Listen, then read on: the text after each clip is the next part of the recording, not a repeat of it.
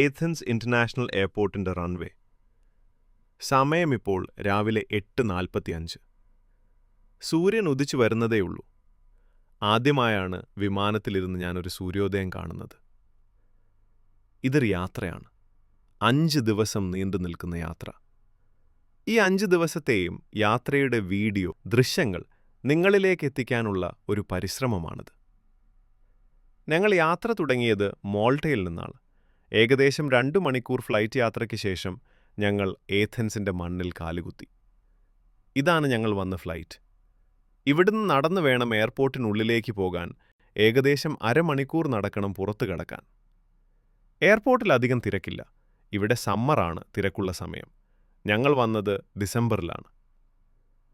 ഇതാണ് baggage claiming area.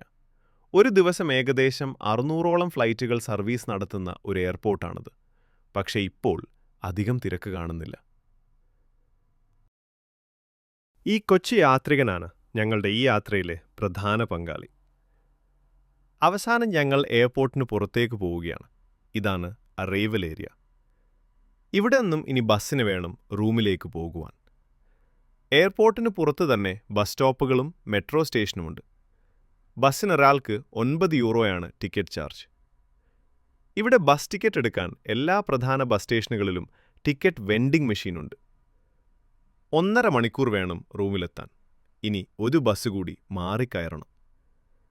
തിരക്കിനിടയിൽ ticket എടുക്കാൻ മറന്നുപോയാൽ നമ്മുടെ ATM കാർഡോ അല്ലെങ്കിൽ ക്രെഡിറ്റ് കാർഡോ ബസ്സിനുള്ളിലെ ടിക്കറ്റ് വാലിഡേറ്റിംഗ് മെഷീനിൽ ടാപ്പ് ചെയ്യാവുന്നതാണ്. ഇത് പല സന്ദർഭങ്ങളിലും ടൂറിസ്റ്റുകൾക്ക് ഉപകാരപ്പെടുന്നതാണ്. റൂമിലോട്ടുള്ള യാത്രയിലെ കാഴ്ചകളിൽ പുതുമകളൊന്നും തോന്നുന്നില്ല. പച്ചപ്പും കെട്ടിട സമുച്ചയങ്ങളും നിറയെ ട്രാഫിക്കുമൊക്കെയുള്ള റോഡുകൾ. അങ്ങനെ ആദ്യത്തെ ബസ് ഇറങ്ങി. ഇനി അടുത്ത ബസ് കയറണം. ഇതാണ് ഞങ്ങൾ വന്ന ബസ്. ബസ്സിന്റെ നീളം കണ്ടില്ലേ? ഒരു ഡ്രൈവർ മാത്രമാണിതിലെ ജീവനക്കാരൻ. ഞങ്ങൾക്കിനി പോകേണ്ട ബസ് സ്റ്റോപ്പിൽ തന്നെയുണ്ട്. ഈ വരുന്ന ബസ് ശ്രദ്ധിച്ചോ? ഇലക്ട്രിക് ബസ്സാണ്. ഡയറക്റ്റ് ഇലക്ട്രിക് ലൈനുമായി കണക്ട് ചെയ്തേക്കുകയാണ്, നമ്മുടെ നാട്ടിലെ റെയിൽവേ പോലെ. എന്നാൽ ഈ ബസ്സുകൾക്ക് റോഡിൽ ഏതു വഴിയും പോകാം. ഒരു ഫിക്സ്ഡ് ട്രാക്കില്ല. അടുത്ത ബസ്സിൽ കയറി. ഇതാണ് ടിക്കറ്റ് വാലിഡേറ്റിംഗ് മെഷീൻ. ബസ്സിലെ കണ്ടക്ടർക്ക് പകരമുള്ള സംവിധാനം. ഞങ്ങൾ റൂമിലെത്തി. ഒരു 1 ബെഡ്റൂം ഫ്ലാറ്റാണ് ഞങ്ങൾ ബുക്ക് ചെയ്തത്. അത്യാവശ്യം എല്ലാ സൗകര്യങ്ങളും ഇവിടെയുണ്ട്. 200 യൂറോയാണ് ഈ ഫ്ലാറ്റിന് 5 ദിവസത്തേക്കായത്.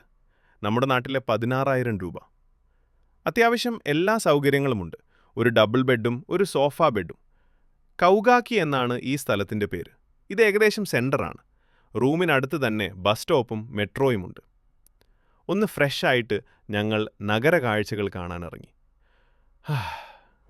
ഇന്ന് പോകേണ്ടത് അക്രോപോളിസ് ഓഫ് ആഥൻസിലേക്കാണ്. നടന്നു പോകാനാണ് തീരുമാനം. അരമണിക്കൂറോളം നടക്കാനുണ്ട്. ഇത് ഞങ്ങളുടെ റൂമിനടുത്തുള്ള ഒരു ഗാർഡൻ പാർക്കാണ്. ചെറിയ വൃക്ഷങ്ങളും വാട്ടർ ഫൗണ്ടെയിനും കൊണ്ട് മനോഹരമായ പാർക്ക്. പാർക്കിൽ പലയിടത്തും ഇരിപ്പിടങ്ങൾ സജ്ജീകരിച്ചിട്ടുണ്ട്. നല്ല പച്ചപ്പും തണലുമാണ് ഇതിനകത്ത്. പണ്ടത്തെ ടെലിഫോൺ ബൂത്ത്, ടൊയോട്ട കാറിൻ്റെ ഷോറൂം. എവിടെ നോക്കിയാലും ഇതുപോലെയുള്ള പെയിൻറ്റിങ്ങുകൾ കാണാം. ഇവിടുത്തെ സർക്കാർ ഇതിനെ പ്രോത്സാഹിപ്പിക്കുന്നുണ്ടെന്ന് തോന്നുന്നു.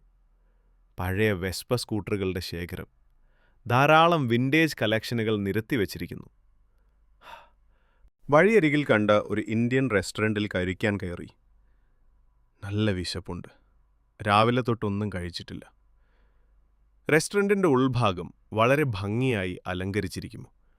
വളരെ സൂക്ഷ്മമായി അവിടുത്തെ മെനു പഠിച്ച ശേഷം ഇദ്ദേഹം ഓർഡർ ചെയ്തത് ഒരു വെറൈറ്റി ഡിഷായ ചിക്കൻ ബിരിയാണിയാണ്. കഴിച്ചു കഴിഞ്ഞ് വീണ്ടും നടത്തം തുടർന്നു. ഇവിടെ വഴിയരികിലെല്ലാം ഓറഞ്ച് മരങ്ങൾ വളർന്നു നിൽക്കുന്നു. നിറയെ ഓറഞ്ചുകൾ. ഇതൊന്നും ആരും എന്താ പറിച്ചുകൊണ്ടു പോകാത്തത്? അങ്ങനെ നടന്നുകൊണ്ടിരിക്കുമ്പോൾ കഴിച്ച ബിരിയാണി ഒന്ന് സോഫ്റ്റാക്കാൻ എന്തെങ്കിലും ഒന്ന് കുടിക്കാൻ വാങ്ങാൻ കയറി. ചെറിയൊരു ഷോപ്പാണ്. എല്ലാത്തരം ഡ്രിങ്ക്സും അവിടെയുണ്ട്. 2 കുപ്പി വെള്ളം വാങ്ങിച്ചുകൊണ്ട് ഞങ്ങൾ ഇറങ്ങി. അങ്ങനെ നമ്മൾ ലക്ഷ്യമാക്കി നടന്ന ആ അത്ഭുതത്തിലേക്ക് എത്തിച്ചേർന്നിരിക്കുകയാണ് അക്രോപോളിസ് ഓഫ് ആഥൻസ്. ഉയരങ്ങളിൽ കാണുന്ന ആ ലോകവിസ്മയം. ഇത് ധാരാളം ടൂറിസ്റ്റുകൾ വരുന്നൊരു സ്പോട്ടാണ്. ഇനി ആ ഉയരങ്ങളിലേക്ക് നമുക്കും നടന്നു കയറണം. ഇതൊരു മെയിൻ ഗേറ്റാണ്, എന്നാൽ ബേബി സ്ട്രോളർ ഇതുവഴി കൊണ്ടുപോകാൻ പറ്റില്ല. ഇനി നടന്ന് ഈ റോഡിൻ്റെ എൻഡിലെത്തണം. റോഡിന് നല്ല നീളമുണ്ട്. എനിക്ക് തോന്നുന്നു റൂമിൽ നിന്നും ഇവിടെ വരെ നടന്നതിനേക്കാൾ കൂടുതൽ ഇനി ഇവിടെ നടക്കേണ്ടി വരുമെന്നാണ്. നടത്തത്തിന് ഊർജം കൂട്ടാൻ സംഗീതവും നല്ല കാഴ്ചകളുമുണ്ട്. അങ്ങനെ നമ്മൾക്ക് പോകേണ്ട വഴി കണ്ടുപിടിച്ചു. ഇനി ഈ കുത്തനെയുള്ള കയറ്റം കയറണം. ഈ നടപ്പാത സ്ട്രോളറിന് പറ്റിയതല്ല. മുകളിൽ ചെന്നാൽ അവിടെ സ്ട്രോളർ ഏൽപ്പിക്കണം. ഇതുകൊണ്ട് അക്രോപോളിസിലോട്ട് പോകാൻ പറ്റില്ല. അങ്ങനെ മുകളിലെത്തി. ഇനിയാണ് ചരിത്രവിസ്മയം നമ്മുടെ കണ്ണിന് മുൻപിൽ തെളിയാൻ പോകുന്നത്. ഇത്രയും നേരം സ്ട്രോളറിലിരുന്ന് യാത്ര ചെയ്തതിൻ്റെ എനർജിയാണ് ഈ കാണുന്നത്. പുള്ളിക്കാരൻ എപ്പോഴും നല്ല വൈബാണ്. ചിലപ്പോൾ നിൽക്കുന്ന നിൽപ്പിൽ കാണില്ല. അതുകൊണ്ട് ഇദ്ദേഹം സദാസമയം ഒരാളുടെ നിരീക്ഷണത്തിലായിരിക്കും. ഇതാണ് അക്രോപോളിസിൻ്റെ പ്രധാന കവാടം. ഇത് കടന്നു വേണം ആ വിസ്മയത്തിലോട്ട് ചെല്ലാൻ. ഇവിടെ നല്ല തിരക്കുണ്ട്. ഇതൊരു നല്ല ഫോട്ടോ സ്പോട്ടാണ്. അക്രോപോളിസിനെ പറ്റി വിശദമായ മറ്റൊരു വീഡിയോ നമ്മുടെ ഈ ചാനലിൽ ഞാൻ അപ്ലോഡ് ചെയ്തിട്ടുണ്ട്. ആ വീഡിയോയുടെ ലിങ്ക് ഞാൻ ഡിസ്ക്രിപ്ഷനിൽ കൊടുത്തിട്ടുണ്ട്. അതുകൊണ്ട് അക്രോപോളിസിൻ്റെ കാഴ്ചകളിലേക്ക് നമ്മൾ ഈ വീഡിയോയിൽ കൂടുതൽ പോകുന്നില്ല. വീഡിയോയുടെ ലെന്ത് കുറയ്ക്കാൻ വേണ്ടിയാണിത്. ഇത് കാണുന്ന എല്ലാവരോടും ഞാൻ ആ വീഡിയോ കൂടെ കാണുവാൻ നിർദ്ദേശിക്കുന്നു. ഈ വീഡിയോ സീരീസിൻ്റെ പാർട്ട് 1 ഇവിടെ അവസാനിപ്പിക്കുകയാണ്. ബാക്കി യാത്ര അടുത്തൊരു വീഡിയോയിൽ ഞാൻ നിങ്ങളുടെ മുൻപിലെത്തിക്കാം. ഇത്രയും നേരം നിങ്ങളുടെ വിലപ്പെട്ട സമയം ഈ വീഡിയോ കാണുവാനായി മാറ്റിവെച്ചതിൽ എനിക്ക് വളരെയധികം നന്ദിയുണ്ട്.